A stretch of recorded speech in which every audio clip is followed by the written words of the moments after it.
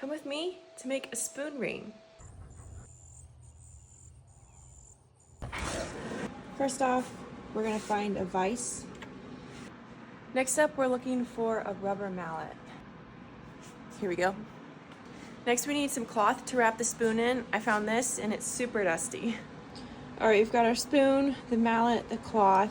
I brought a ring mandrel from Inside, which this is an 11/16, which is about a size 7 ring. This is a piece of wire that I wrapped on our ring mandrel to a size 7 ring. I'm going to use this as a marker. I'm going to unbend it and use it to mark on the spoon for how long we need to cut this. Now that we have this piece straight, we can use it to measure how long we need to cut this. We need to find a saw. Found a saw for cutting metal, so let's get to it. You know what, before we do that, we need to grab some metal files as well. I got 2 different sizes, so we'll see what we use. I know I need to cut this. It's actually going to be cut pretty short, so we'll pick the best part of the pattern.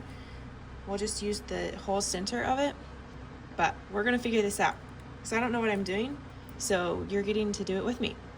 Okay, so I grabbed a Sharpie and we're going to mark this, figure out where we want it. Actually, it might work to cut it on either end of the design. I'm gonna go ahead and mark it with the Sharpie though, so I remember what I'm doing.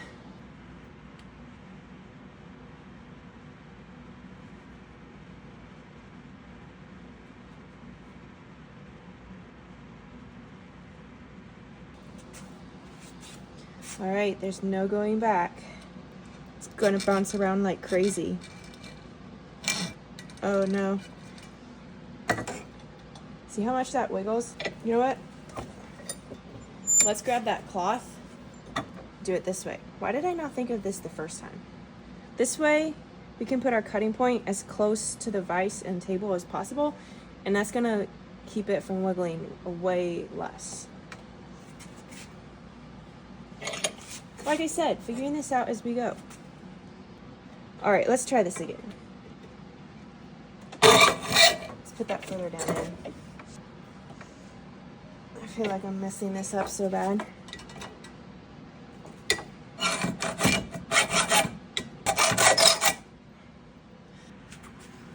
Okay, so we cut that off.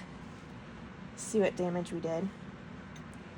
All right, so it kind of jumped around at the beginning, but we'll file it down so it's smooth. I gave myself room to work with, so we won't worry too much about that. My Sharpie mark, we're gonna cut this end off. Let's put this down as low as possible so we don't have any of that jumping action going on when I pull the saw. I should start at the end. We're gonna do that so it doesn't hop around. Professionals probably would oil their metal to do this. There we go. It's a little warm. Let's file the ends first a little bit so we don't have these rough edges on here before I start trying to bend it. So back into the vise. We'll start with the big one and see how this goes. This is a stainless steel spoon. It's a lot heavier and stiffer to work with than a silver spoon would be. All right, we got all the burrs off of that side, so let's do that to the other side.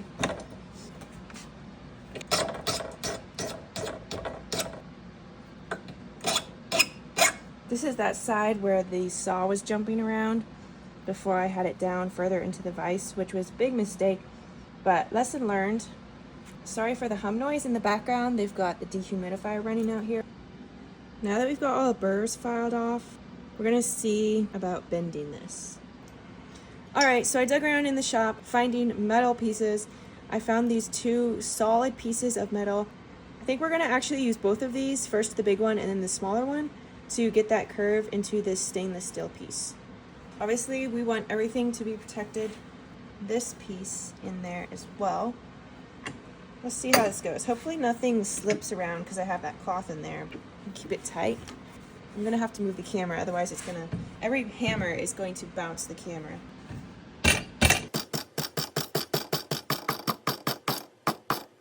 do we do this? We'll back it out a little bit first and get more of a curve into it. Just see how this goes. Yeah, so that's gonna come in here. So we're gonna have to figure this out. Okay, this in here. We're gonna turn, so this was in. Let's try turning this. All right, let's try bending this.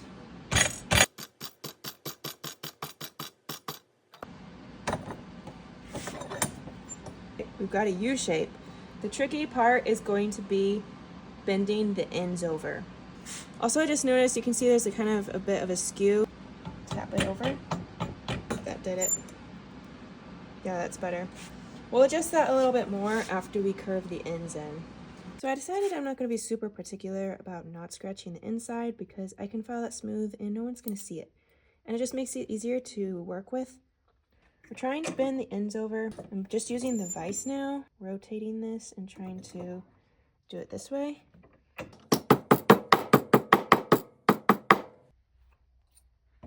Also, this thing is way too big.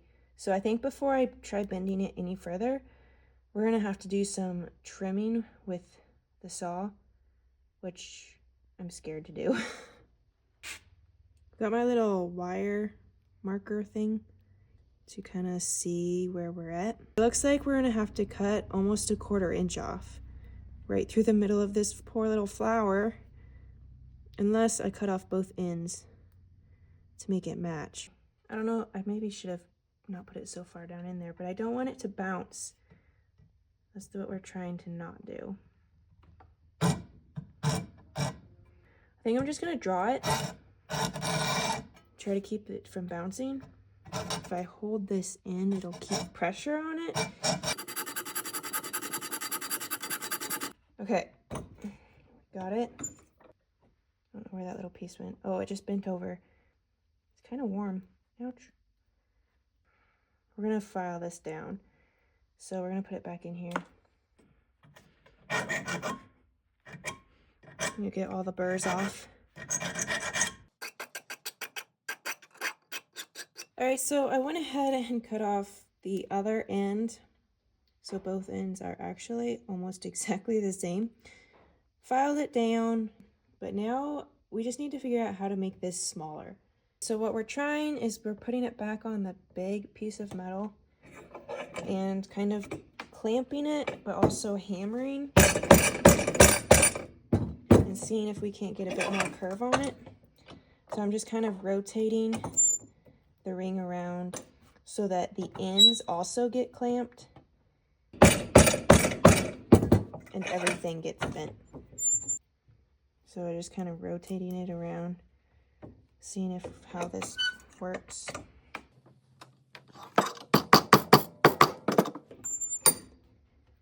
I feel like it's working. See, it's doing that pinchy thing. I don't want that to happen. Well, you probably can't see it from there, but I can see it moving. It's kind of skewing a little bit again too. All right, so this kind of looks ridiculous, but we're working with what we have, which is a tire iron, and that's greasy. This is smaller than that other piece of metal that I have, slightly larger than this, but it's going to help us work down to this size because I don't want to accidentally overbend it too small. So we're finding pieces of metal and rods that are getting to this size. The trick on working with this is making sure I can get it back off again. So this is kind of awkward. I think it's going to do what we want it to do. See, I don't want it to do this pinchy thing. How do I get it to not do this pinchy thing? I don't know if you get what I mean, but I don't want... So the C is like this right now. This is like this.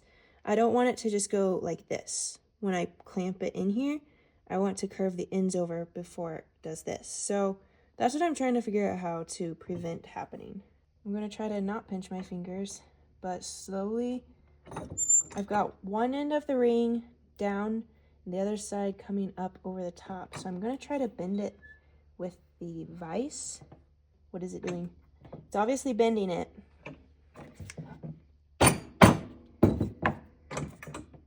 It's not all the way in there. let's look. Oh, it looks okay. Keep this side down, put that side up. I'm holding it underneath with my hand, with my finger, so that the spoon is pressed against here. I hope I can get this off of here. If I get it stuck on this thing. Oh, shucks. Oh, we're saved. Okay. That actually worked really well. We're getting closer to size. You know what? I'm just going to try it on here because I don't want it to get stuck on this, but also this is too big. We're getting closer to size. Like, this is probably like a 9 or a 10 right now. We're trying to get it closer to a 7, 8. Before I bend it all the way closed, I'm going to take some time to file and really smooth down these ends. I have 2 files here, and I kind of think they're the same. I'm not sure if they're actually any different. This one might be smoother, I think. So we'll do this one, and then switch to this one, and then with a really nice smooth edge on this. I'm going to really file these edges over. All right, I've got it turned around. We're going to round off this edge. Try to make them match, but do our best. Switch to this smaller file because I think it's a finer grit, and we'll just work over all the sides. Now, let's try to get it down to this size 7, and we're going to do the same thing that we did with that other bar. I'm going to hold it tightly against it like this and just slowly bend it in the vise and then hammer it down. Just move slowly. I can fit my fingers in here. Turn it around and do the other side. I just really don't want it to pinch in the middle. That's what we're trying to avoid. Okay, here we go. Bending.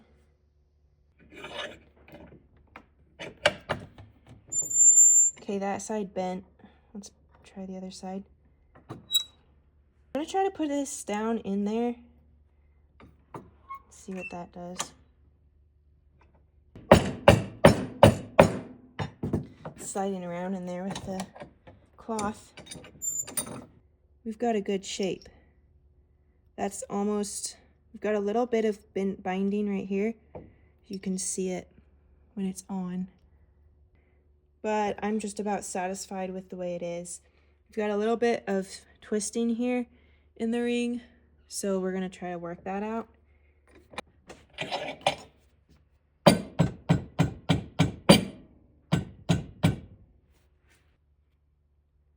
That's better. It fits. It is a little looser than 7. It might be an 8. But I'm pretty happy with this. Look at how cool this is. Obviously, the ends are a little bit rough. I only had the 2 files to work with, but everything is smooth. There's nothing sharp that I'm worried about. The pattern is perfect. This one flower ends up on top. It's directly centered in the ring.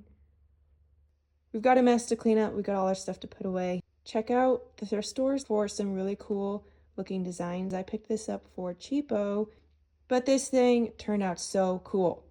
Let me know if you got inspired to make a spoon ring, and like the video, give it a thumbs up, follow, subscribe, do all the cool things. I'll see you next time.